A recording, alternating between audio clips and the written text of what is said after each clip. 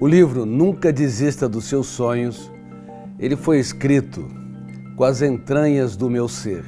Eu escrevi, me lembro muito bem, durante o processo de construção dos textos, escrevi e reescrevi pelo menos umas 10 vezes e foi escrito de maneira poética. A minha intenção era abordar os sonhos de um modo diferente do que as pessoas comumente têm. Para as pessoas, sonhos são desejos, são intenções, mas o inferno emocional está cheio de pessoas bem intencionadas. Sonhos não são desejos. Sonhos são projetos de vida. Desejos são reações superficiais. Eu desejo ter bons amigos, eu desejo ser um colaborador numa empresa que faz a diferença. Eu desejo ter uma história de amor bela, poética. Eu desejo ser um excelente estudante. Eu desejo ser calmo e eu sou irritadiço. O desejo ou os desejos não resistem aos problemas ou ao calor das dificuldades na segunda-feira. Por isso que 99% dos desejos morrem ao longo da jornada existencial, enquanto sonhos são projetos de vida. Sonhos são elaborados em nossa mente e se tornam partes da nossa essência. E sonhos têm de estar unidos com disciplina. Disciplina é garra, transpiração, labuta, resiliência. Sonhos sem disciplina produzem pessoas frustradas, que não materializam ou não realizam os seus projetos. E disciplina, por sua vez, garra, transpiração, dedicação sem sonhos, é um outro problema.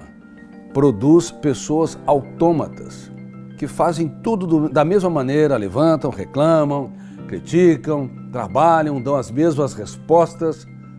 São pessoas automatizadas, robotizadas. Portanto, sonhos sem disciplina produzem pessoas frustradas e disciplina sem sonhos produz pessoas robotizadas e automatizadas.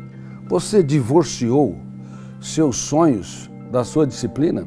Se divorciou, muito provavelmente você vai ter dificuldade de fazer a diferença num ambiente social. Você vai ter dificuldade de impactar, inspirar pessoas, dificuldades de andar por ares nunca antes respirados.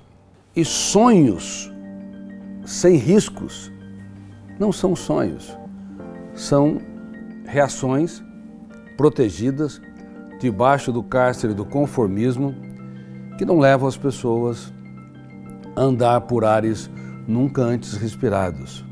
Por isso, quem vence sem riscos ou quem sonha sem riscos triunfa sem glórias. A vida é um grande contrato de risco. Aplausos e vaias, sucessos e fracassos, risos e lágrimas fazem parte da nossa história. Quem tem medo desse contrato de risco vai chafurdar na lama da sua autoproteção, uma proteção que se torna cruel, um cárcere mental. Quem tem medo das vaias, das rejeições, das crises, talvez não sofram grandes estresses, mas também não chegarão a lugares que nunca os outros chegaram. Alexander Graham Bell, ele disse certa vez, Alexander Graham Bell foi o inventor do telefone. Se você andar pelos caminhos que todo mundo andou, você vai chegar a lugares que todo mundo chegou. Por isso, se você quer ir além, se você quer inovar, você tem que aprender a correr riscos. Reitero, riscos de serem vaiados, criticados, rejeitados, incompreendidos. Mas são etapas para quem quer construir grandes projetos que de alguma forma melhoram a qualidade de vida da humanidade, inspiram jovens, levam a mais a igualdade, oportunidade e justiça social. Mas infelizmente, talvez 99% das pessoas ou mais divorciaram sonhos da disciplina. Quando os dias mais tristes chegam, quando o mundo desaba sobre eles, quando bate na porta as decepções, eles simplesmente vivem o seu continuismo. E você? Vive um continuismo atroz? Sabia que isto é um presídio mental? É um cárcere mental que pode levar você a ser asfixiado a vida toda, ainda que você trabalhe, ganhe seu salário, ainda que você tenha certo respeito na sociedade, mas te impediu de você criar ideias, desenvolver conhecimentos, novas tecnologias que impactasse a sociedade. No livro Nunca Desista dos Seus Sonhos, eu falo sobre os grandes sonhadores. O primeiro deles é Jesus Cristo. Independente da espiritualidade, da sua divindade, na sua parte humana, ele foi um grande sonhador. Haja vista que ele escolheu um time que só lhe davam dores de cabeça. Um time, por exemplo, formado por Pedro, que era hiperativo, ansioso, irritadiço. João era flutuante, no momento queria abraçar quem estava com dificuldades, no outro queria eliminar quem não andava com seu mestre, portanto era bipolar, personalidade bipolar, não a depressão bipolar. E Tomé era paranoico, acreditava na teoria da conspiração. Você acredita na teoria da conspiração? As vacinas vão nos controlar, elas podem produzir gravíssimas consequências, sem observar os históricos das vacinas e sem observar que sem elas nós não chegaremos a mais de 7 bilhões de habitantes, porque a humanidade arrastou cerca de 800 a 1 bilhão de habitantes por mais de 1000 anos. Ela não aumentou a população. Claro, faltava alimentos, mas em destaque a humanidade sofria com as grandes viroses e também sofria demais com as bactérias que infectavam o corpo. Sem as vacinas, nós não chegaríamos aonde chegamos. Mas eu quero te dizer, a teoria da conspiração faz com que as pessoas desconfiem de todo mundo. Sempre acham que tem alguém puxando o tapete, sempre acham que há algo por detrás.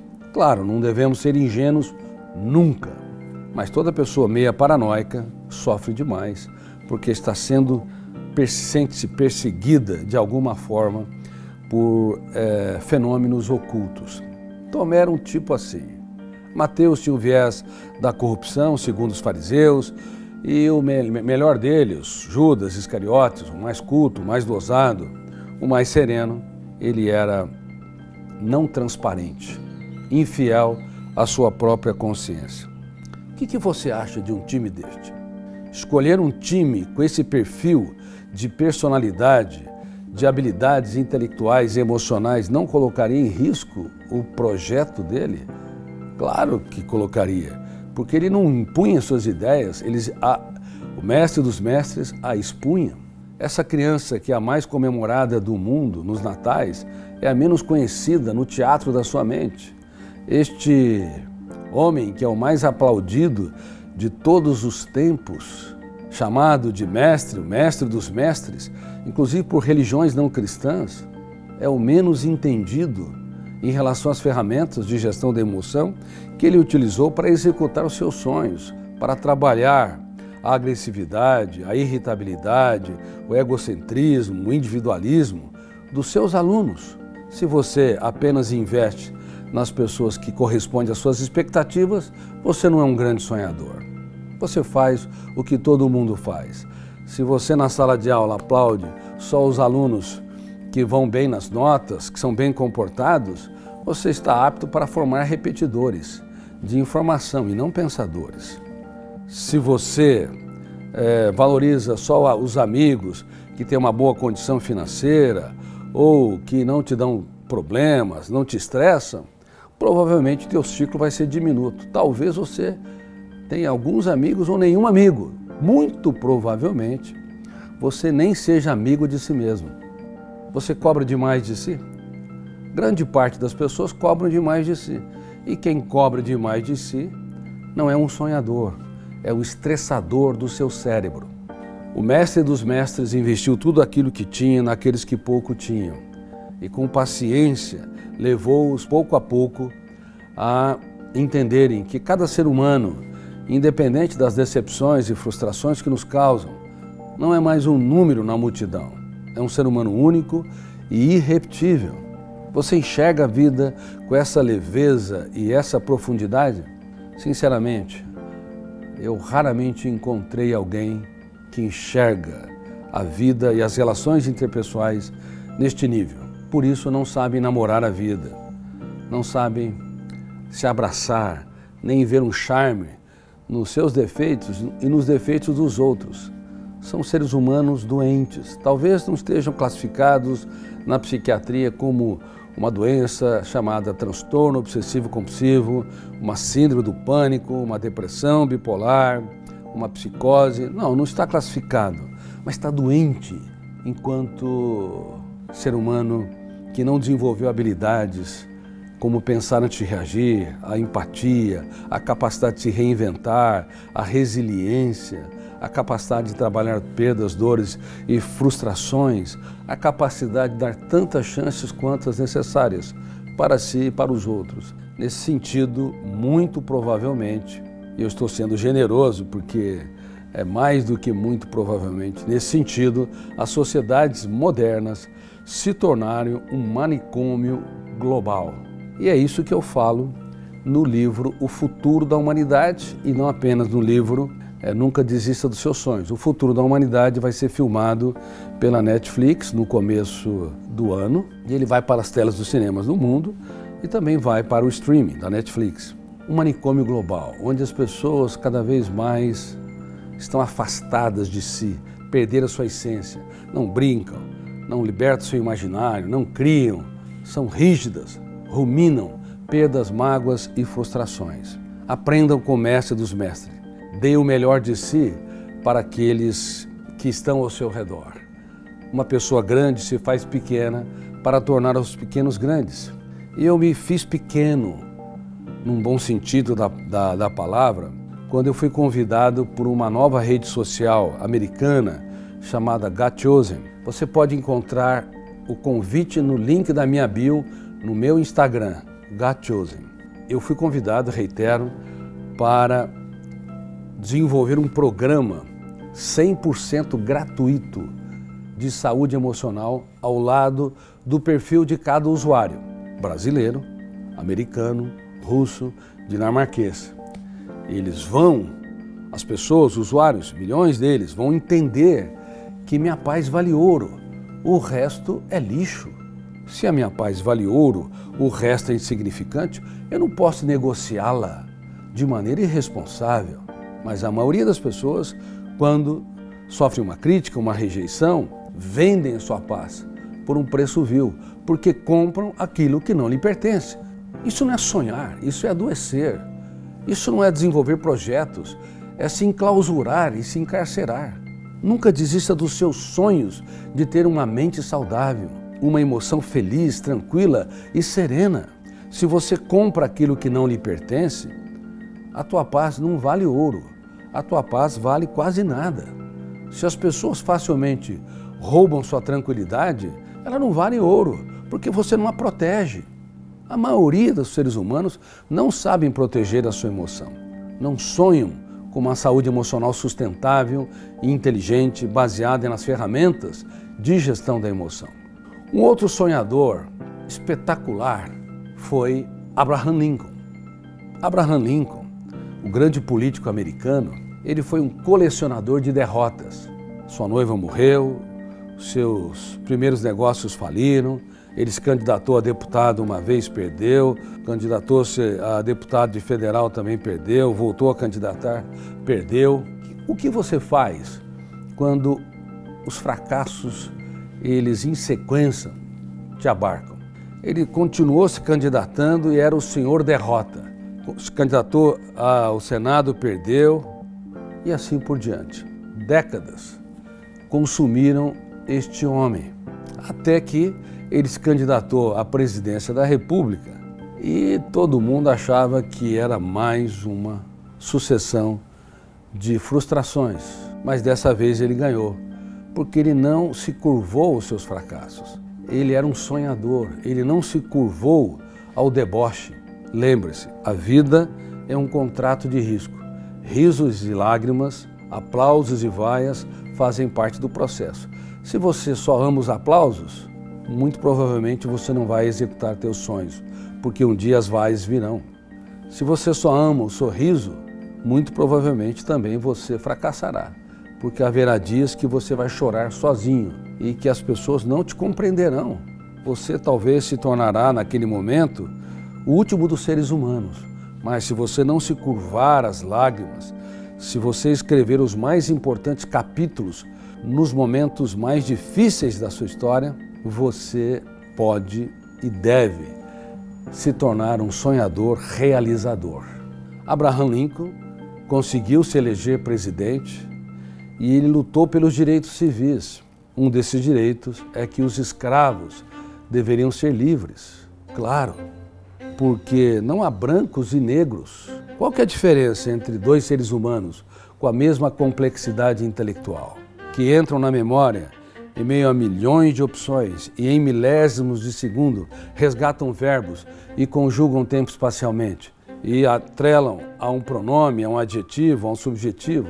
Qual que é a diferença? Eu estudei essa última fronteira da ciência e neste país que não valoriza seus cientistas, escrevi mais de 3.000 páginas sobre a construção de pensamentos, o processo de formação da consciência, o processo de formação do eu. E ao longo da construção teórica eu fiquei claro que é um crime toda discriminação. A diferença entre pessoas de pele negra e brancas ou amarelos, como os chineses, assim classificados, está no teor de melanina, na parte superior da embalagem do corpo. Porque em 10 trilhões de células que constituem, ou mais, o nosso corpo, somos exatamente os mesmos. Nas 86 bilhões de células que constituem o nosso cérebro, somos exatamente os mesmos. E, mais ainda, no processo de construção de pensamentos, que opera em milésimos de segundos, com uma velocidade incrível, uma complexidade inimaginável, até inenarrável, nós somos exatamente os mesmos. Mas, infelizmente, como nossa espécie sempre pisou na superfície do planeta Terra, ela também pisou na superfície do planeta Mente e nunca estudou adequadamente essa mais incrível fronteira da ciência, talvez a mais profunda, o processo de construção de pensamentos e o processo de formação do eu, como líder da nossa psique, diretor do nosso próprio script. Por isso o eu, que representa a capacidade de escolha, a consciência crítica, é mal resolvido na grande maioria das pessoas. Elas dirigem carros, mas não sabem dirigir a sua mente.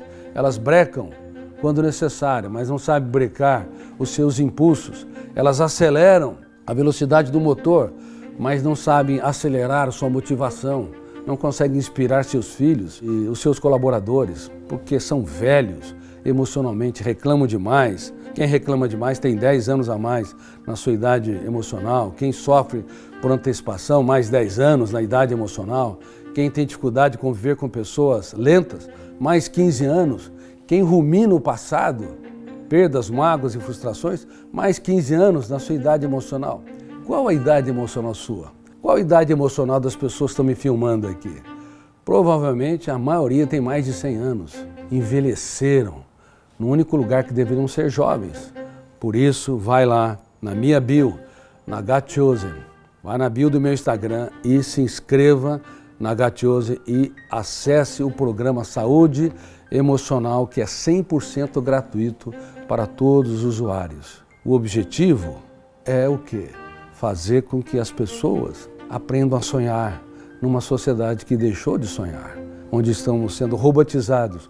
O objetivo é que as pessoas possam ver um charme nos efeitos dos outros, porque se levarmos a ferro e fogo as relações interpessoais, nós vamos ferir, asfixiar quem nós mais amamos, retirar o oxigênio da liberdade. Casais que deixam de sonhar roubam o oxigênio um do outro. Prometem que vão se amar na saúde e na doença, na alegria e na tristeza, mas esqueceram de dizer que vão se amar nas discussões.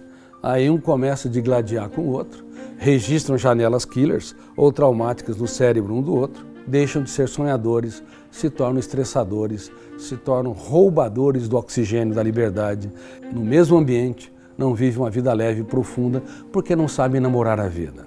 Eles sabem estressar a vida, pressionar, traumatizar a vida. Não são sonhadores. Um outro exemplo de um personagem que era um grande sonhador era Beethoven, o grande músico. Com o passar do tempo foi perdendo a acuidade auditiva.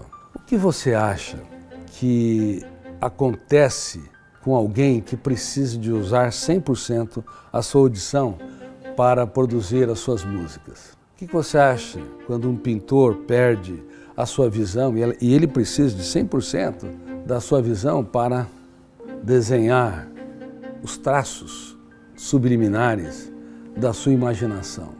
Beethoven, ele se deprimiu, se angustiou, começou a perder o prazer de viver à medida que a acuidade auditiva foi diminuindo. Mas ele era um sonhador, ele nunca desistiu dos seus sonhos. Por isso, mesmo ele perdendo a audição, ele usou estratégias para poder compor. Ele colocava o seu ouvido sobre a mesa e tocava notas e batia com os dedos para identificar essas notas. E assim, ele conseguiu compor belíssimas sinfonias, como a 8ª Sinfonia de Beethoven. Eu me lembro que certa vez, no Teatro Municipal de Ribeirão Preto, o maestro com a orquestra tocava as sinfonias de Beethoven e eu ia dissecando o psiquismo dele, as suas alegrias, os seus dramas, os aplausos e as suas crises, e mostrando que um homem que não se curva às suas dores pode ir a lugares inimagináveis. Reitero, quem vence sem riscos, quem sonha sem riscos, triunfa sem glórias. Infelizmente, a maioria das pessoas morrem pelo caminho. Não morrem porque foram frustradas pelos outros normalmente, foram bloqueadas ou não tiveram sorte. Morrem na construção dos seus sonhos porque elas são autopunitivas, autocobradoras, porque elas se curvam à dor, aos fracassos, às crises, porque os seus sonhos não as inspiram para, de alguma forma, contribuir com a humanidade. Nunca desista dos seus sonhos. Eu também fui um grande sonhador. Algumas editoras me aplaudem muito hoje, mas no passado as dificuldades foram enormes. E no livro Nunca Desista dos Seus Sonhos, eu abordo a minha trajetória. Eu era a 2ª nota da classe, de baixo para cima. Ninguém acreditava que eu pudesse ir muito longe. A minha mente não se enquadrava ao padrão da escola, porque a escola é perniciosa. Ela tem um padrão e toda a mente tem que seguir aquele roteiro. Eu não conseguia dar respostas exatas. Eu sempre criava respostas. Eu libertei meu imaginário. Mas, como eu não me concentrava e o pensamento imaginário ou antidialético sobrepunha ao pensamento dialético, que é esse que nós usamos através do código das línguas para falar, para escrever, debater, como o antidialético era muito mais forte, eu não me enquadrava ao currículo escolar. Aí, ninguém acreditava que eu pudesse ir muito longe. Quando eu falei que queria ser um médico e um cientista para os meus colegas, silêncio geral. Depois vieram os deboches. E eu entendi que para não desistir dos meus sonhos, eu tenho de tomar decisões solitárias. As principais decisões humanas são solitárias. Se você depender da plateia, você vai adiá-las. Você não vai tomá-las, você não vai ter coragem. Eu estudei de 12 a 14 horas. Não perguntei para os outros o que eu teria que fazer. Eu sabia o que eu tinha que fazer. 12 a 14 horas me estressaram muito. Eram longas horas de estudo. E eu entrei na faculdade de medicina. Eu, que era péssimo aluno de matemática, física, química, praticamente tive 100% de acerto nessas matérias. E por incrível que pareça, o português clássico não era meu forte. Apesar de ser um escritor que iniciava naquela época, eu tinha grandes dificuldades, porque se falam tantas regras que bloqueiam o imaginário. Mas do 2º para o 3º ano da faculdade de medicina, eu caí numa crise depressiva. E eu percebi que as lágrimas que nós não temos coragem de chorar, elas são mais importantes do que aquelas que encenam no teatro do rosto. Mas eu não me curvei à dor. Eu usei a dor para me construir e não para me destruir. Isso é fundamental para não desistir dos seus sonhos.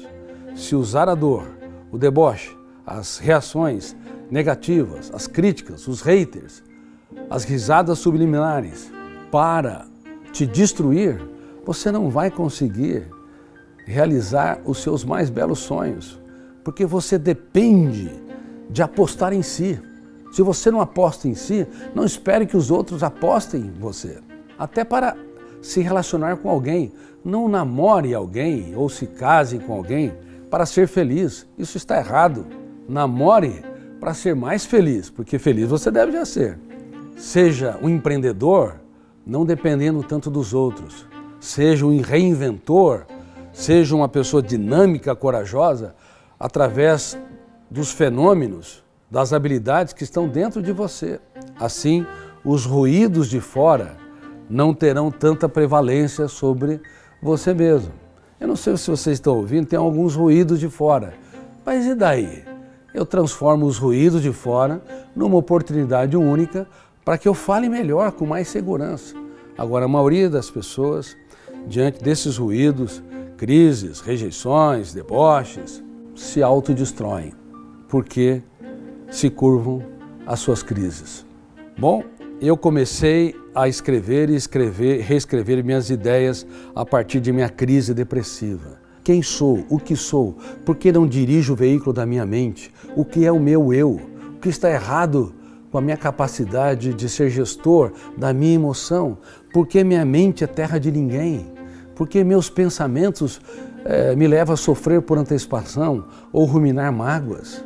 Por que não tenho autocontrole? Eu fazia milhares de perguntas. Não sei se houve tantas pessoas como eu que perguntou demais. Aí eu entendi uma coisa: para que haja um cientista, tem de haver primeiro um grande perguntador. Para que haja um artista, tem de haver alguém, primeiro, um grande questionador. Para que haja um executivo, tem que ser um inquiridor. Porque se você tiver poucas perguntas, as suas respostas serão pequenas. Mas se você tiver muitas perguntas, as suas respostas poderão ser grandes. Porque as perguntas são como as lâminas de um garimpeiro. Um garimpeiro não cria o ouro, ele remove as pedras. Quem pergunta pouco vive uma vida encarcerada pela rotina, acordando, reclamando, vivendo, falando da mesma maneira diariamente. Está preso, mesmo que esteja livre numa sociedade democrática. Quem de vocês é um prisioneiro? Talvez a grande maioria, sem perceber. Bom, eu comecei a escrever milhares de perguntas e procurava as respostas e elas não vinham. E neste país que não valoriza os seus cientistas, escrevi mais de 3.000 páginas, como eles disse. Isso foi antes de publicar meu primeiro livro. Claro que antes eu tentei encontrar editoras que me publicassem trechos menores. Nenhuma editora apostou no meu projeto. Todas elas me rejeitaram. O que fazer? Achava os textos complexos? Me curvar ao fracasso? Anos se passaram. Depois foi mais de uma década. Depois foram 17 anos. Eu me lembro que 10 anos antes, eu já era consultor científico do jornal Folha de São Paulo, eu fazia matérias na grande imprensa, nos grandes canais de TV e nos outros jornais. Eu estava no auge, naquele tempo onde a imprensa, onde não havia as redes sociais, não havia os smartphones, eu estava no auge. Meus colegas me aplaudindo, me valorizando, colegas médicos. E eu falei, eu estou traindo os meus sonhos. Eu vou para o interior e eu vou começar tudo de novo. Eu quero recomeçar minha teoria e começar a minha atividade como médico de novo. E estava indo muitíssimo bem na capital de São Paulo. Por que eu tomei essa atitude muito arriscada? Porque se você trair os seus sonhos, você trai aquilo que você mais ama. Você trai o seu sono, você trai a sua qualidade de vida. Eu fui para uma cidade pequena, mas muito agradável, chamada Bebedouro, entre Ribeirão Preto e São José do Rio Preto. E ali eu comecei a atender os meus pacientes da região. E nos finais de semana escrevia teoria que eu havia começado e que tinha centenas de páginas. E nos feriados também, e após atender os pacientes também, escrevia e reescrevia. Aí comecei a atender pacientes de outras cidades mais longínquas, aí depois do estado inteiro, depois de outros estados, aí eu comecei a atender pacientes de outros países, que vinham naquela cidade onde eu não tinha nem placa. Elas vinham porque eram recomendadas pelos próprios pacientes. 17 anos se passaram, agora já não era reconhecido pela imprensa, estava no anonimato de novo. Quem vai publicar minha teoria? 3.000 páginas, sem usar metáforas, sem usar a metáfora do teatro, por exemplo. O eu não pode ficar na plateia, tem que estar no palco dirigindo o script. Existem vários atores coadjuvantes que são colaboradores do eu, como o gatilho que está sendo disparado no seu cérebro. Dispara o gatilho, abre múltiplas janelas, segundo o copiloto, segundo o ator coadjuvante, e a âncora entra e se fixa naquela região e você tem concentração, porque se o gatilho disparar, abrir janelas killers, e você fecha o circuito, você não vai entender o que eu digo. Ou se você tiver múltiplos de gatilhos disparando ao mesmo tempo, exageradamente, você vai abrir tantas janelas que você não vai ter concentração. Sabe aquelas pessoas que não se concentram em nada? Porque abrem janelas demais no seu cérebro. Então concorre o seu pensamento com o pensamento de quem está falando, ou com o pensamento de um livro. Por isso que elas não se concentram. Agora imagine eu falar sobre tudo isso sem usar metáforas. Naquela época eu não tinha a habilidade de usar metáforas, como os atores coadjuvantes, e ninguém quis publicar novamente os meus livros. Foram várias editoras que disseram, olha, é muito complexo, não preenche a nossa linha editorial.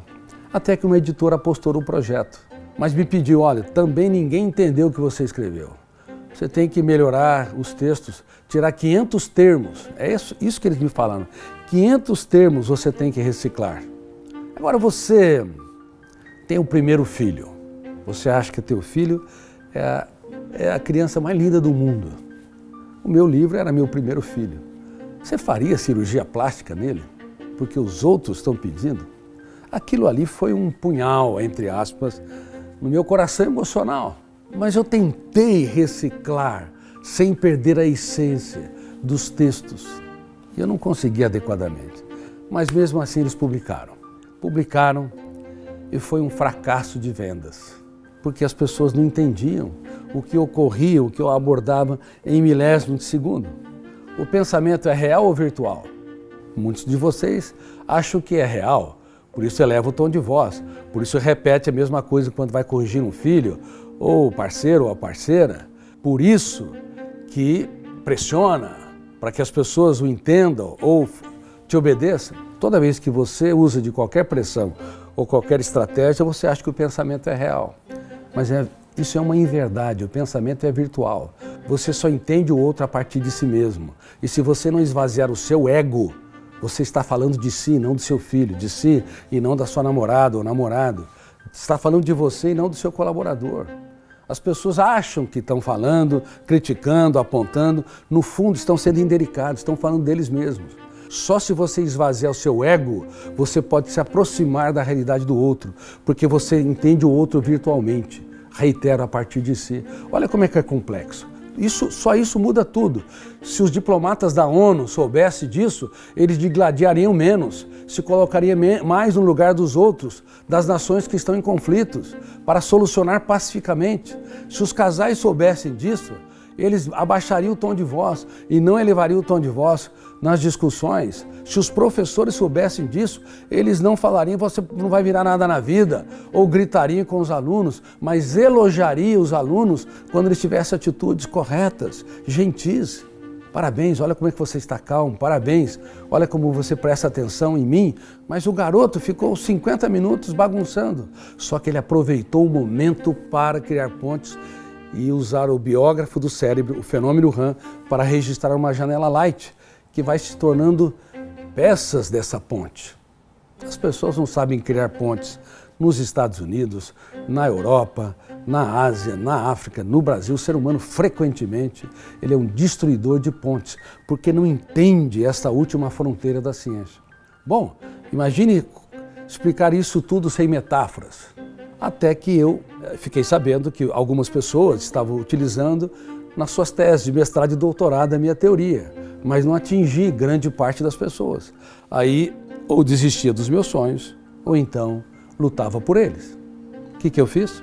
Me imaginava em frente a uma banca examinadora, formada por intelectuais e pessoas que não tiveram oportunidade de sentar nos bancos de uma universidade, por judeus, católicos, protestantes, budistas, islamitas, por empreendedores, por colaboradores de empresa. Eu me imaginava, por cientistas, por alunos universitários, me imaginava diante de uma banca e eu escrevia e reescrevia minhas ideias inúmeras vezes. 1, 2, 3, 10, teve livros que eu escrevi 20 vezes o mesmo texto. E você vai ver o Nunca Desista dos Seus Sonhos, eu escrevi com poesia. Por isso que eu falo poeticamente. Mas não falo porque eu sou grande, isso é treinamento, você pode ir mais longe do que eu fui. Inclusive como escritor e como especialista em desenvolvimento da inteligência.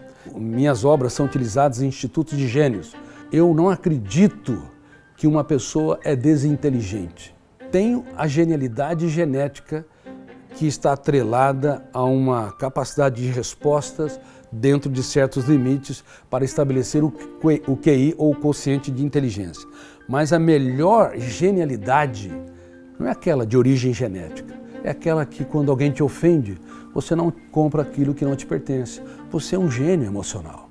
É aquela em que você está sofrendo por antecipação, mas o teu eu impugna isso. Eu quero pensar no futuro só para estabelecer estratégias, mas eu não me curvo ao futuro que não existe, porque é virtual. Eu não posso levar minha emoção, que é real, a comprar pensamentos tolos e débeis sobre o futuro. Então eu sou gênio. Você pode ser um gênio na autonomia.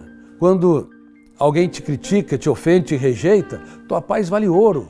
O resto é insignificante. Você é um gênio no autocontrole. Quando você entende que quem vence sem riscos triunfa sem glórias, você é um gênio no empreendedorismo, porque você anda por ares nunca antes respirados e não se curva aos fracassos e às crises. Que tipo de gênio você quer ser? Gênio genético ou um gênio socioemocional e intelectual? Mesmo os gênios genéticos precisam de todas essas habilidades que eu disse. Trabalhar perdas, frustrações, se reinventar, proteger a sua emoção, não se curvar à dor, sua paz vale ouro, o resto é insignificante e assim por diante. Por isso que meus livros também são utilizados entre sobredotados. Bom, eu não desisti dos meus sonhos. Foi muito difícil. O resultado é que milhões de pessoas me leem anualmente. E vou falar com muita humildade, alguns de vocês já sabem disso. A imprensa me considerou o autor mais lido do país nos últimos 20 anos, no século XXI. E além disso, as editoras me consideram, pelo menos algumas, o psiquiatra mais lido do mundo na atualidade e também o mais filmado. Mas o que eu sou? Apenas um carregador de pedras que quer construir alguns pilares para contribuir com a humanidade, para que ela seja mais saudável, inteligente, altruísta, solidária, para que ela resolva pacificamente os seus conflitos. Quem eu sou? Um carregador de pedras que não desistiu dos seus sonhos. Nunca desista dos seus sonhos, porque uma vida sem sonhos é uma história sem aventuras, é uma atmosfera sem oxigênio, é uma emoção sem liberdade. Um beijo no coração de Augusto Cury, na esperança que vocês nunca desistam dos seus sonhos. Sonhe muito, mas nunca desista deles, mesmo quando o mundo desabe sobre vocês.